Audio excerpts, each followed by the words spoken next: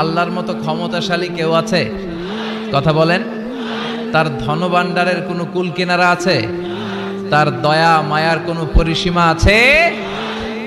আল্লাহ বলেন, লাউ আন্না আউওয়ালাকুম ওয়া আখিরাকুম ওয়া ইনসাকুম ওয়া জিন্নাকুম, পৃথিবীর শুরু থেকে শেষ অবধি যত মানুষ পৃথিবীতে এসেছে, আছে এবং আসবে, সবাই যদি একটা প্রান্তরে দাঁড়িয়ে হাত পেতে আমার কাছে চাইতে শুরু করে দেয় যে আল্লাহ এটা দাও, ওটা দাও, নারী দাও, গাড়ি দাও, বাড়ি দাও, ক্ষমতা দাও, সব দাও, আর আমি সবাইকে যদি একটার পর একটা দিতে দিতে তাদের সব চাওয়াগুলো আমি দিয়ে ফেলি, তারপরেও আমি আল্লাহর ধনভাণ্ডারের 1 ইঞ্চিও কমবে না।